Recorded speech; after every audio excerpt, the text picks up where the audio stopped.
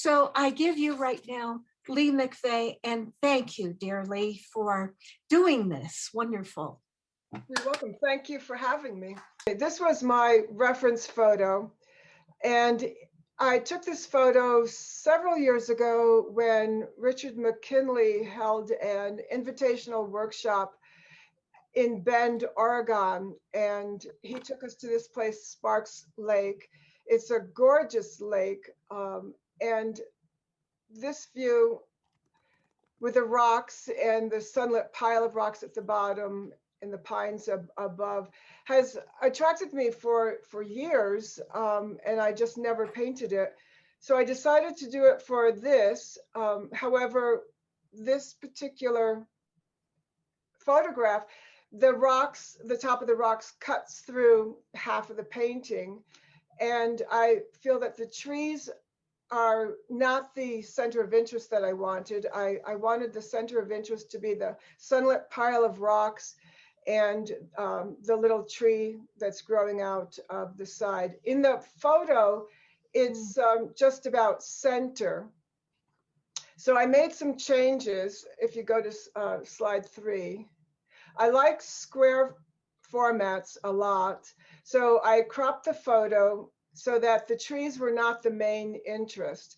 And I felt it showed the rock piles being sunlit and the little tree better. So that was my main focus. For the sketch, you'll see along the border that I have these little dashes. And that's because when I was framing work, I noticed that certain things were cut off and it changed the interval spacing, and I wasn't crazy about that. So I started marking where the frame would overlap so that I don't put any important element in that area so that the spacing would change. I've also marked the center, and I did this drawing with a Derwent pastel pencil. And you can't see in this slide, but I also marked on the border the center of each side. And in the drawing, I moved the little tree over to the right. In this slide, you can see the X marks the spot of the center. And I moved the little tree over. This was, yeah, you can see that vaguely. And then this is the underpainting that I did with art graph. And I don't know how many people are familiar. If you flip to me, I can show you art graph. I don't know if you can see, but I used the blue and ochre and sienna. And these were originally Taylor's chalk that were modified to be used with water. They can make brilliant color. The green you see here in the upper right, that's because the ochre and the blue mixed together. And you can see that in some areas it's more dense than in others. So I've been using art graph lately more than watercolor, but I do switch back and forth for the underpainting. So the next slide. The block-in, I use mostly Terry Ludwig, and I also, for this painting, used a few Mount Vision pastels, which are a little harder. And the interesting thing about, I think for me anyway, Mount Vision was about an hour from where I lived in New York State. So I could visit the factory, and Carl Kelly, the owner, had a pile of pastels on the floor that any visitor was welcome to help themselves to. However, they were not going to be mass produced. So I used a couple of dark blues that had a touch of green in it. And when I run out of these, that's it, because he's not going to manufacture them. But they're lovely colors, and the consistency is really good. So I thought that was kind of interesting that my samples are really integral. So the next slide, I continued painting. And when I got here, I noticed that the tree trunks were leaning to the right, at least some of them were. So I continued on, and then I noticed that the top of the rock cliff is fairly even across, and it didn't have the feeling that I wanted. And it's not as interesting. So I think that happened because in my excitement about painting, I didn't step back far enough or often enough. And stepping back frequently is very, very important. When I'm painting just for myself and not for a presentation, I basically make a mark and step back, make a mark and step back. So to correct this, next slide. I started changing the top of the rocks. I used a bristle brush to wipe off the pastel and then just added. I also added a sky hole that was not in the photo. In the photo, the sky holes are way at the top that I had cropped off. And doing the rocks, I held the pastel mostly on its side and very lightly to kind of scumble across in some places. Next slide. Here, I noticed that my highlights were all the same value. If you'll notice, there's two just off to the left of center at the top of the rocks. That's very noticeable, the same, as well as the ones that are on the right. There's three in a vertical line on the right. So I needed to fix that. And the highlights were also pretty evenly spaced and sized. So I wanted to fix those. So the next slide. So I call this the look at stage, when I do more looking than painting. And I gaze at the painting rather than focusing. And when I'm losing my focus and just gazing, certain things will pop out to me that if I'm looking, I don't notice. So I took a break at this point so that when what came back, I would have fresh eyes and other things might be noticed by me, and I would gaze and then look and gaze and look. So the next slide, I adjusted the trees by simplifying them, because they aren't the main idea of the painting. Now they're still pretty detailed and representational, but they are more simplified than before. I took a pastel and just lightly went over it so that it would mush the edges and not make them so crisp. I worked on the reflections. You will see between this slide and the last one, the reflections that are below the little tree that pops out. The slide before, they were pretty rough. Oh, maybe it's the slide before that then, that they were rough. Go back one. Nope. Well, at some point, yeah, there it is. That's not the way it ended up. So I noticed I had to change that. So go ahead, forward one more. And I also started highlighting subtly the underneath parts of the rocks that were jutting out sort of at a diagonal on the right, and worked on the reflections all over. I added a few little scumbling on the rocks. And I raised the far right side L-shaped highlight. It was lower before, and I felt that was a little awkward. It was above center, but I think this is more comfortable, natural feeling. And then it sits at this stage, and I discovered that there's a face on the left side.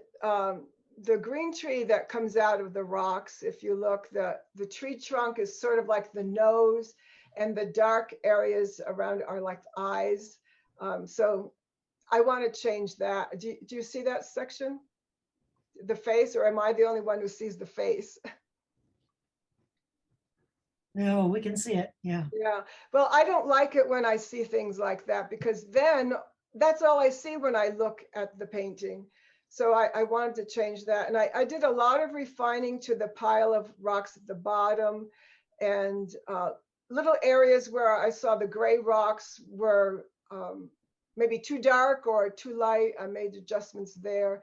I also adjusted the tree that is in the top of the painting above the little yellow tree in the green.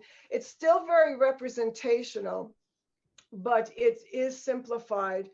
And my desire was to give you the sense of the rocks and the trees and the water without following the photograph exactly, even though it's quite realistic, and some people might say it's very, very much like the photo. There are some changes I made. I just saw another face. Okay, well, the second face I see is just to the right of the one that is on the left, and it's a very elongated face. Yeah. So I don't know if that's a problem, but at this stage, I need to spend some time and look at it, because in the past, when I haven't done that, I've photographed it, and then when I look at my photograph on my computer, I see something that I didn't see when I was standing in front of the painting. Mhm. And even worse, I have framed pieces and then set them aside and then notice, oh my, look at that. I need to fix that. I can't live with this. Whether or not other people would notice these things, I don't know. But if I notice them, I want them fixed. So to try to prevent needing to unframe a painting, I let it sit. So when I'm entering shows, I don't like to paint at the last minute for a show, because then I won't have enough time to let it sit in the lookout stage. And that was the last slide, I believe. This is the last one right here. Okay, there's very minor changes here. I still see the faces. From this image to 3 or 4 back, you'll notice that the highlights that were in a row vertically, they're not all the same now. Right, they're gone. And I added some darks to the bottom of the water. Mhm. So Yeah, I like your water. Mhm. it's still in the lookout stage, though. Little refinements, maybe not any, but maybe a touch here or two. I don't know. It takes time. And I know an artist friend who, as soon as he finishes a painting, he puts it in a frame and takes it to his gallery. And I'm thinking, oh, how can he do that? Supposing there's something that with more looking, he would have seen that needs to be changed. But this is my way. It doesn't have to be everybody's way, but I think it's wise to let it sit for a while. Yeah, I think most artists tend to do that. It's a good idea to let you look at it for a while in your environment, just sitting there. And like you say, you'll see things in it that maybe need to be changed, or maybe you don't see anything, and you're welcome to put it in a frame. Anybody have any questions or anything for the chat room? I have one more comment to make. I was showing this to my husband, and I can't remember exactly what we were discussing, but I ended up telling him that this is a painting. It's to give you the sense of the place, not to be identical. And besides that, when we're at a location, our eyes dot around and see a lot of things. But when it's separated into a photo or into a painting, it's isolated. And so certain things will become more important. You'll notice them more than when you were right at the spot looking all around. So you have to make the painting look good for the painting separated from the place, rather than having it be exactly what was there. When you're at the scene, I think it's very hard to focus in on one tiny spot. Invariably, my eyes dart around. So I think it's something to be careful about, and make sure that you're making the painting work, rather than have it be just like the photo or just like the landscape where you were painting. Lee, I have a question about how you use the art graph. Yes. Do you use it as a drawing tool and wet it, or do you use a paintbrush and then wet the paintbrush and The art graph is very intense. So when I lay it down, I go very, very lightly. If you color it in a little bit more, it's going to be too dense and risk the like a pasty thing.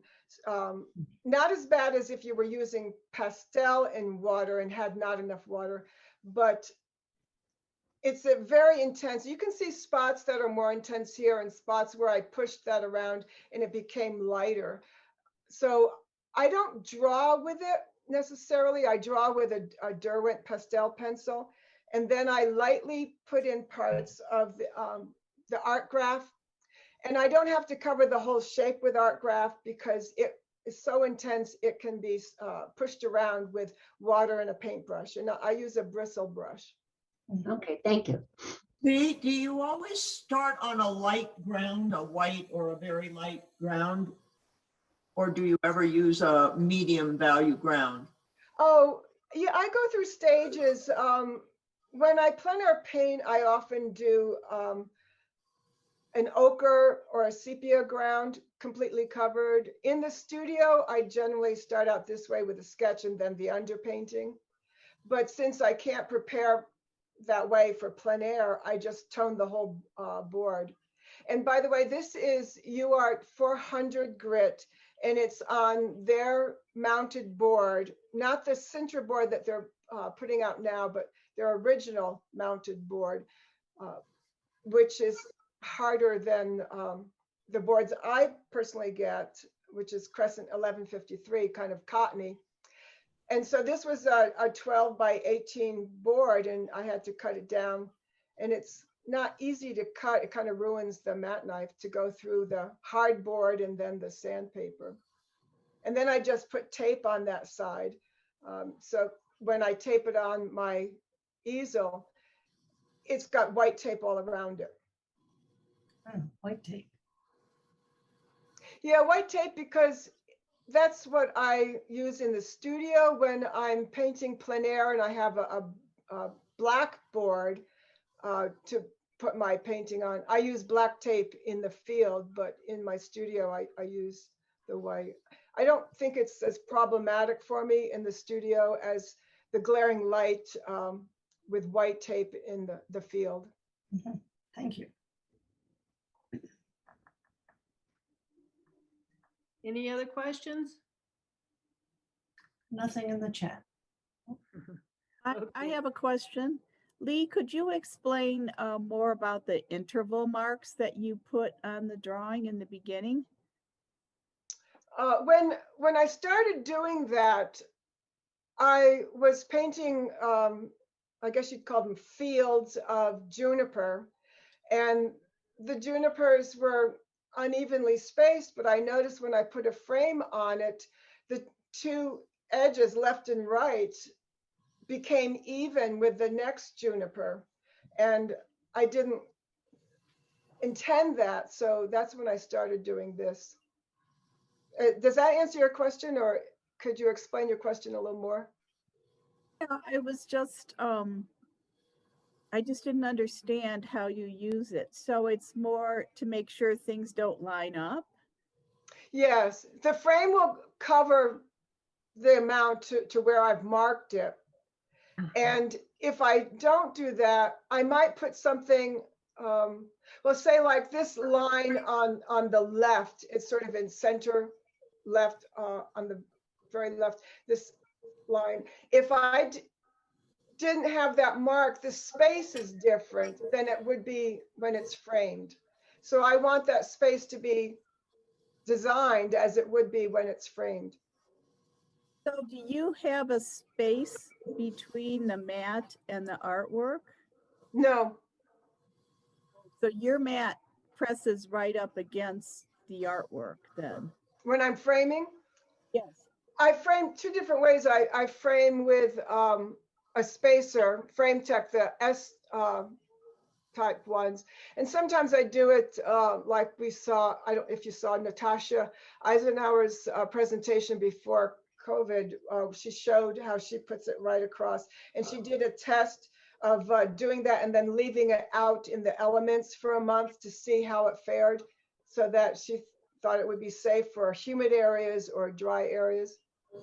So I sometimes do it that way, but I don't leave it the color of the board.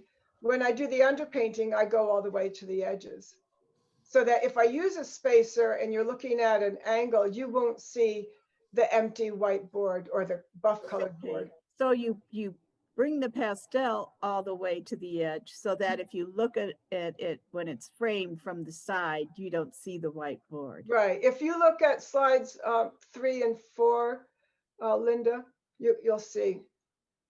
Oh. Now, I didn't go all the way on the right side, but I did on the left, and then continue on. Now, what you're seeing here around the edge is not that border, it's my tape. And I left the tape around so that you could see that I still have the marks for center on each side. So what you're seeing now, remember, is not that space I left with the little marks for where the frame goes over. This is tape, and when I frame it, this will be cut off. Okay, great, thank you.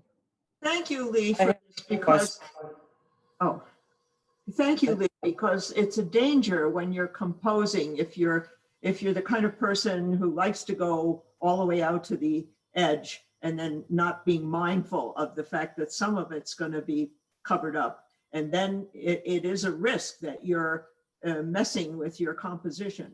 Yes, that's what I felt. And I just feel more comfortable, even though I cover it up and I don't think about it later, the fact that I planned the sketch with that spacing for the frame, that's enough, I think, to not hinder the composition. And in some paintings, it doesn't make a great deal of difference, other than perhaps if you have a cloud or a mountain that's very near the top, and if you don't plan for where the frame is going, you could have a tangent. Right. And that drives me crazy when I see that in paintings. In the newsletter, you commented you like the Terry Ludwigs, and you mentioned the yellows and made a comment that they are toxin free, or they don't use toxic metals. Is that true of all Terry Ludwigs, or just? No, it's not true of everyone. I think that some of the cobalt blues, he hasn't been able to find a good synthetic, and this was several years ago, so maybe by now they have, but he doesn't use cadmiums, and where he can, he uses synthetic. Okay, thank you. And I think that feels good that I know these are safer. Can I ask one more question on when you have, for example, light tree trunks against darker rocks in the background? What's your procedure? Do you do one before the other, or do you go back and forth? Because I see you have horizontal black features behind that central small tree trunk that look very continuous. And do you end up doing the white tree trunk last, or the light colored tree trunk last, or? I kind of do them right one after the other, leaving a space. It depends on how thick the trunk would be. So sometimes it gets covered up, and I'll then apply the light using a corner of Terry Ludwig's, just setting it down and going up and down with it. And sometimes if it's a wider one, I can just leave it blank. But I don't really concern myself, because Terry Ludwig's grabs pretty well on sanded paper, so I can do lots of layers. If it was covered up, I can still attach a light colored thing over something dark. All right, thank you. Okay, any other questions from the chat? I do like the sky holes that you put in the left-hand side of the painting behind the trees, and how you dealt with those. That looks good. Yeah, So, I thought it was necessary to open it up. yeah, I think you Yeah, treated it's great. those nice. Perfect. I agree. Sure, about the little baby. Oh, he's so vulnerable out there. Yeah. I would love to go back to bend, and this was north in the Cascade Mountains. It was a gorgeous lake. And there was an island that jutted out, or a peninsula that jutted out, and it was totally filled with whatever kind of yellow, real yellow flowers, and then pines behind, sunlight peeking through. It was just a gorgeous place to paint. You couldn't fit all that in one painting? No, but I think Sparks Lake could probably give you a year's worth of ideas. It is gorgeous. Oh, nice.